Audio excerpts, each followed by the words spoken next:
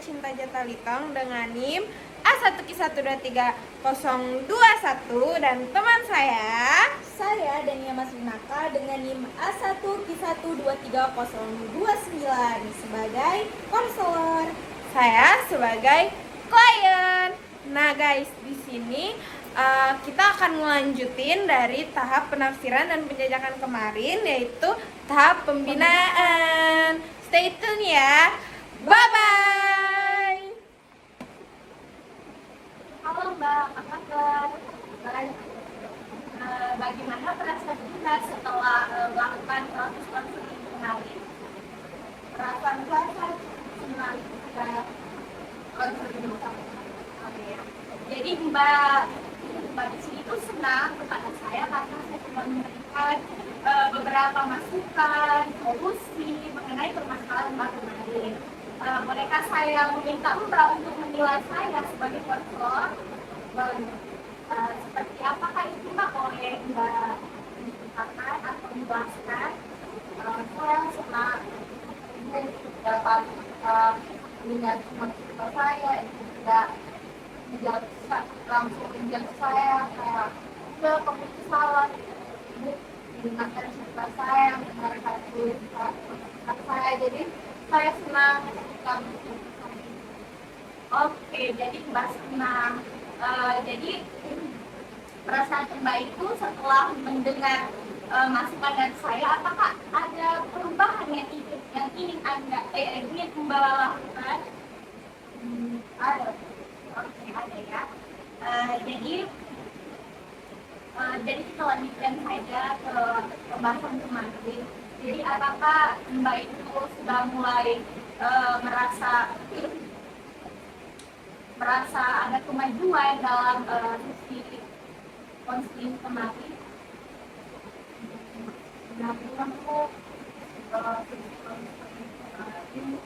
Beberapa hari setelahnya saya sudah agak baik sama teman saya, Bu. Cuman beberapa hari kemarin lagi mereka tidak mau lagi berteman sama saya. Mereka mulai membuli saya lagi. Jadi teman kamu itu masih membuli kamu ya? Bagaimana mereka membuli kamu? Apakah di dalam kelas itu mereka melakukannya atau di luar sekolah? Dalam kelas kemarin mereka sempat membuli saya juga. Mereka bilang waktu presentasikan mereka bilang katanya saya presentasinya nggak bagus, ngomongnya kaku kayak robot. Padahal di rumah saya sudah belajar semaksimal mungkin. Mereka juga berbisik-bisik sambil menertawakan saya. Oh, jadi mereka itu membuli kamu sudah sangat parah ya? Sampai-sampai mereka mengatai kamu saat kamu presentasi di depan ya? Mereka itu sangat jahat banget ya. Jadi bagaimana perasaan kamu setelah kamu dibegitukan oleh mereka? Saya sangat sedih, saya sangat sedih, saya tidak hati karena kan sebelumnya saya berpikir mereka sudah mau berteman lagi sama saya. Saya juga sudah memaafkan omongan mereka yang sebelumnya, tapi ternyata mereka masih mengulangi omongan mereka. Oh, jadi teman-teman kamu itu masih melakukan hal yang sama ya seperti kemarin, dengan melontarkan kata-kata yang kasar yang membuat kamu itu sakit hati dan sedih. Iya, benar. Oke, jadi perbuatan teman-teman kamu itu mereka tuh telah melakukan bullying verbal kepada kamu.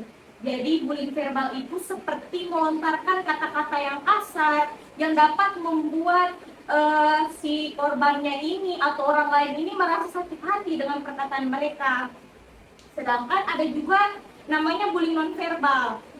Saya mau tanya, apakah juga mereka melakukan bullying nonverbal kepada kamu? Kalau melakukan bullying nonverbal sepertinya tidak, Bu, tapi pernah waktu saya mau dekat lagi ke mereka tiba-tiba ngincar saya, terus mereka bilang begini, ini jangan dekat deh, kata mereka.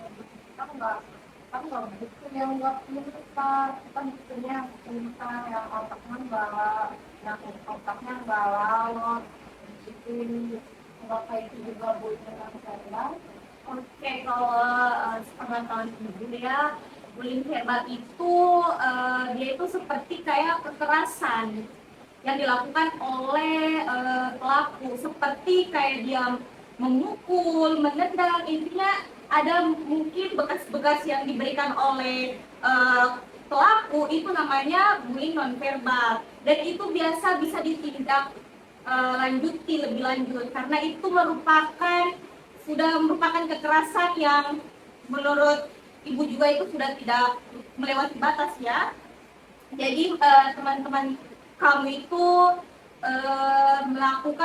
hanya sebatas melakukan bullying verbal saja dengan mengata-ngatai kamu seperti lemot, dan juga intinya kata-kata yang tidak baik mereka lontarkan kepada kamu.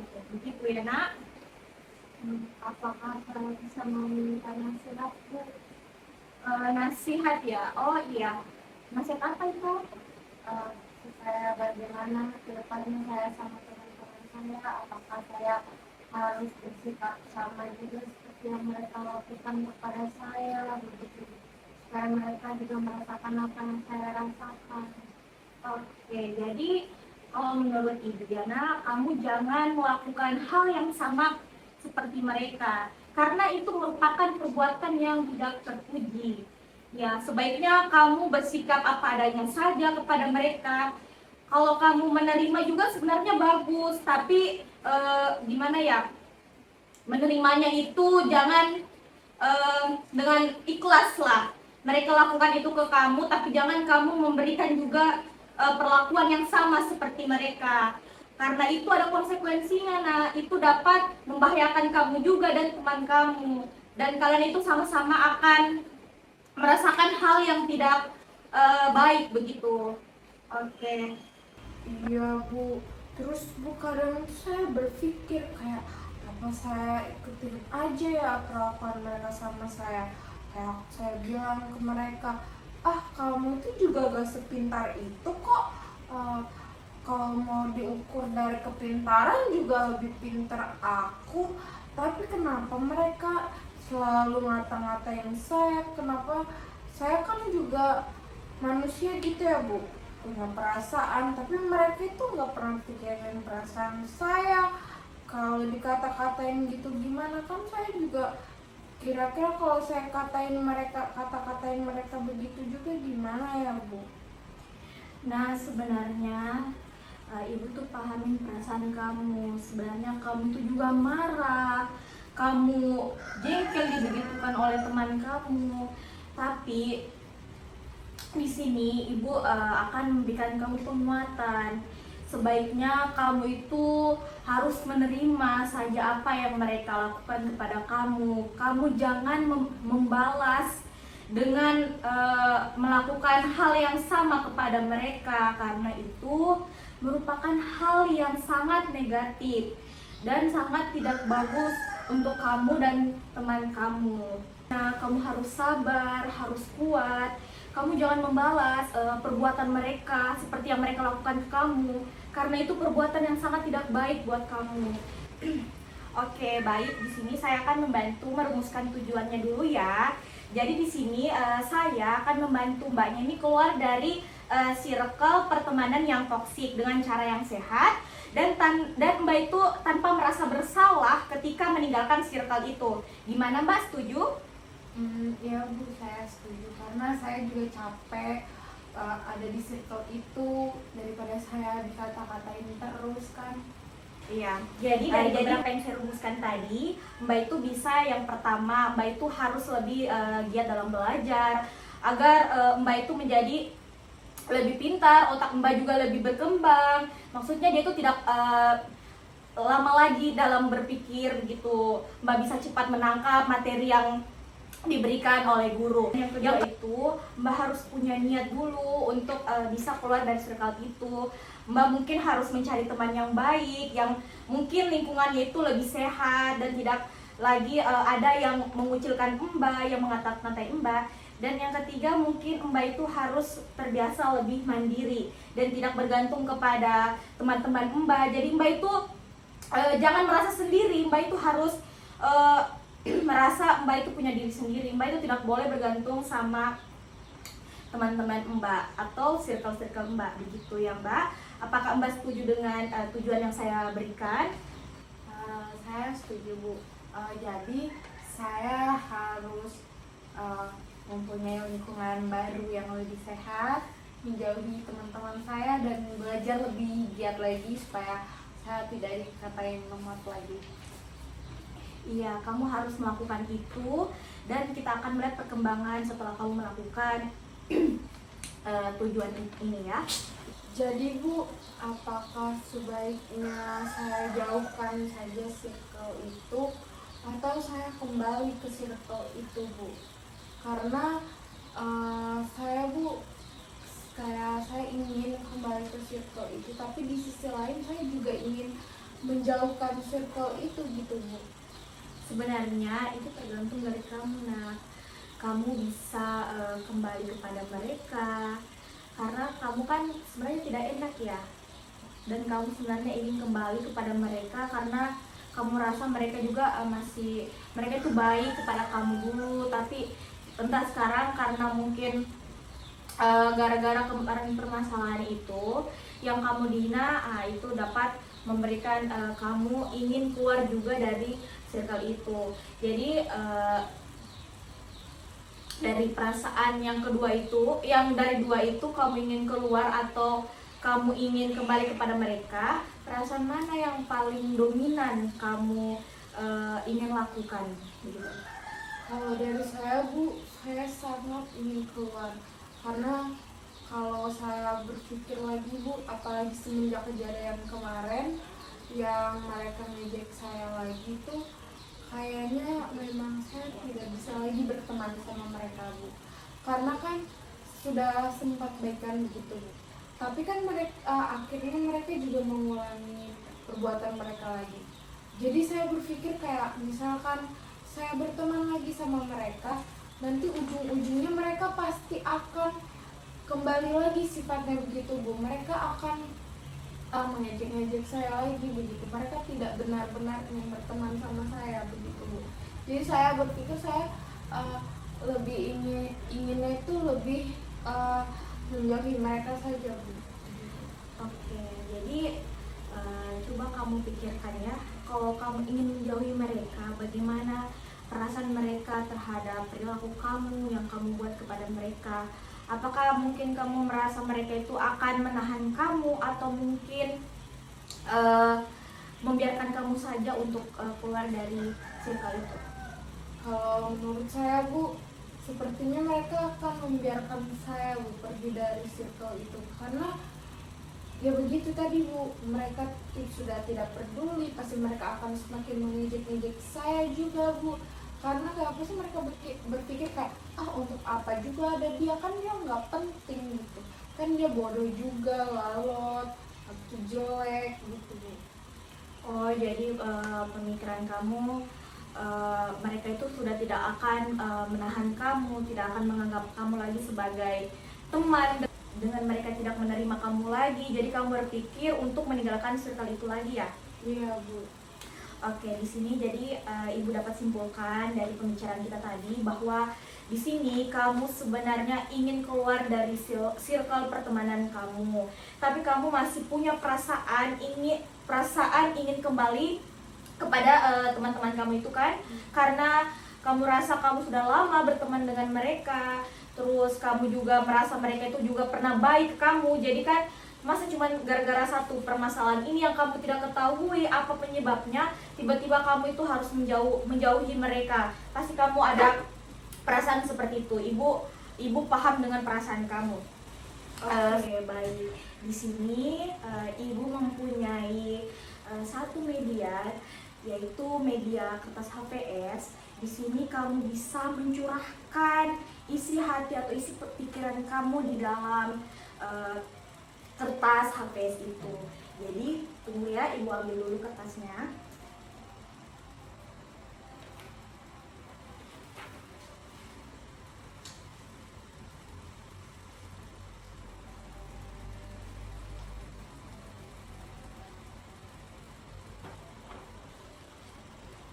Maaf ya lama Mbak. Nah ini dia media kertasnya. Jadi guna dari media kertas ini, nanti kamu menuliskan permasalahan-permasalahan yang kamu pikirkan, permasalahan negatif yang kamu rasakan di dalam kertas HVS ini. Jadi nanti kita sama-sama untuk menemukan solusi atas permasalahan yang telah kamu pikirkan. Karena kalau kita cuma bicara saja, biasa itu ada anak-anak yang kurang menangkap apa yang kita bicarakan. Nah, guna dari kertas HVS ini juga, jadi ketika kamu di rumah, kamu bisa melihat kembali catatan yang telah kamu tuliskan, permasalahan yang telah kamu tuliskan di atas kertas ini. Jadi kamu bisa melihatnya lagi secara langsung ya. Oke, kita langsung saja. Di sini Ibu meminta kamu menuliskan beberapa pemikiran yang kamu rasakan, pemikiran negatif yang kamu rasakan, kamu tuangkan di dalam kertas ini. Silakan kamu tulis.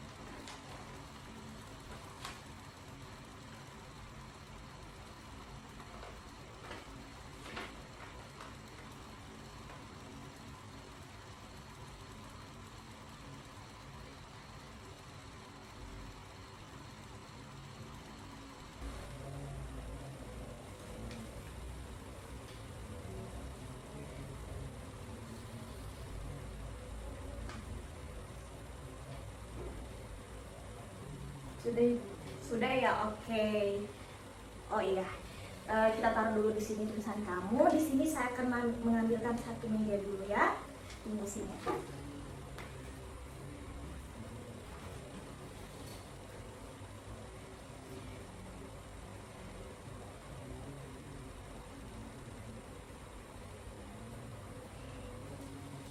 Oke, ini ada beberapa gambar emosi yang saya akan tunjukkan ke kamu. Kamu bisa nanti di akhir penjelasan ini kamu harus mengekspresikan emosi apa yang kamu rasakan sesuai dari gambar ini. Jadi yang pertama ini, kamu tahu nggak ini ekspresi apa? Tidak, Ibu. Jadi ini adalah ekspresi takut di gambar pertama ini. Kalau yang kedua ini kamu tahu apa? Tidak. Kalau yang ini itu gambar kaget ya. Kalau yang ketiga ini kamu tahu? Tidak, Bu. Tidak. Kalau ini adalah emosi sedih. Terus yang selanjutnya ini kamu tahu? Sepertinya bahagia. Nah, betul sekali. Ini adalah ekspresi bahagia. Kalau yang ini kamu tahu? Itu sepertinya dia marah. Nah, betul sekali karena sudah mengekspresikan seperti orang marah ya. Kalau yang ini yang terakhir, Tidak tahu Ibu. kalau ini ekspresi bingung. Nah, dari ke berapa ini? 1, 2, 3, 4, 5, 6. Ke 6 ekspresi, kamu bisa mengekspresikan perasaan kamu. Dari 1 sampai 6 itu ekspresi ke berapa? Saya ini Bu, sedih. Yang sedih ya? Oh, karena kamu itu ya, mempunyai masalah yang tadi. Oke, baik. Dari ekspresi ini, ibu akan meminta kamu apa ya, mengenai perasaan dan harapan kamu. Baik, kita lanjut ya. Ibu sudah menyiapkan 2 gambar. Di sini itu ibu akan meminta kamu menentukan yang mana harapan sama perasaan kamu sesuai dengan gambar ini. Jadi kalau ini kamu bisa deskripsikan sesuai kamu. Apakah ini harapan atau perasaan kamu? Silakan. Kalau ini Bu, ini sepertinya harapan sama apa? Perasaan. Perasaan. Ini Bu, ini perasaan saya. Ini saya terlihat di sini saya dibully begitu Bu. Karena ini teman-temannya yang lain mereka menunjuk ke arah yang ini terus kayak sambil mengejek begitu Bu. Oh, jadi gambar ini tuh mereka terlihat kayak sedang menertawakan, sedang mengejek si satu orang ini. Oke. Kalau yang ini? Kalau yang ini harapan saya Bu. Harapannya. Kenapa bisa harapan? Karena di sini terlihat mereka lagi kumpul sama-sama dan sepertinya mereka habis hangout dan berfoto sama-sama dan mereka terlihat akur berteman seperti itu. Jadi harapan kamu sebenarnya ingin kembali atau bersama-sama teman kamu ya, Iya. tanpa adanya itu kamu dikucilkan oleh mereka. Oke. Sini ibu sudah lihat yang kamu tuliskan tadi mengenai perasaan negatif kamu, pikiran kamu. Jadi di sini ibu akan lihat dulu ya. Yang pertama itu kamu menuliskan akan selalu memiliki pemikiran yang lemot. Oke, terus yang kedua, kamu akan selalu dijauhi karena jelek. Terus yang ketiga, tidak akan mempunyai teman yang baik. Yang keempat, menganggap semua orang itu tidak ingin berteman kepada kamu. Oke, dari pemikiran negatif ini yang kamu tuliskan, bagaimana kamu bisa merubah pemikiran kamu ini agar menjadi lebih positif? Bagaimana agar pemikiran yang negatif ini kamu bisa mengubahnya ke, maksudnya perilaku ini tuh bisa membuat kamu menjadi lebih positif. Intinya dari kebalikan dari pemikiran kamu ini. Kamu bisa menjelaskannya? Baik. Di sini kan saya menulis akan selalu memiliki pemikiran yang lemot. Di sini saya akan mencoba mengganti pemikiran ini. Saya akan mencoba untuk belajar lebih giat agar memiliki pemikiran yang tidak lemot lagi dan cepat dalam menangkap pelajaran. Terus yang kedua akan selalu dijauhi teman karena jelek. Nah di sini saya akan mencoba untuk berpakaian lebih rapi lagi, lebih bersih lagi agar tidak dilihat jelek begitu. Terus tidak akan mempunyai teman yang baik. Di sini saya akan menghilangkan pemikiran ini karena pasti ada orang yang lebih baik dari teman-teman saya yang mau berteman dengan saya. Terus menganggap semua orang tidak ingin berteman sama saya. Di sini saya akan mengubah pemikiran saya ini menjadi pasti ada yang mau berteman sama saya gitu. Oke, di sini jadi dari beberapa yang kamu sudah ubah tadi, dari pemikiran kamu yang negatif jadi positif. Di sini kita bisa sangkut pautkan pada tujuan awal tadi kita ya. Yang kamu bilang kamu ingin belajar lebih giat agar kamu tidak lemot lagi. Terus yang kedua, kamu di sini ingin mengubah penampilan kamu agar kamu tidak terlihat jelek lagi. Terus yang ketiga, di sini kamu ingin mencari teman yang baik agar lingkungan kamu itu menjadi lebih sehat. Terus yang keempat, menganggap semua orang itu bisa berteman lagi sama kamu begitu. Oke, itu baik. Nah, kamu tadi sempat bilang kalau kamu itu udah nggak mau balik lagi ke circle kamu karena kamu tuh merasa nggak nyaman sama mereka, kan? Iya Bu, aku udah nggak pengen lagi untuk balik ke circle itu karena mereka tuh udah cukup toksik banget Bu. Kedengarannya kamu itu pernah merasa tersakiti dan nggak dihargai ya dengan circle itu. Iya Bu, mereka kan suka ngebully saya gitu Bu. Jadi kayak saya sangat-sangat sakit hati sama semua yang mereka bilang sama saya, sama apa aja yang mereka bilang sama saya tuh sakit hati sekali Bu sama omongannya mereka. Kayak mereka saja tidak pernah memikirkan perasaan saya begitu Bu. Oke, berarti saat ini tuh kamu masih punya rasa cemas dan enggan berhadapan sama mereka, kan? Iya Bu, kadang juga saya menghindari mereka gitu Bu.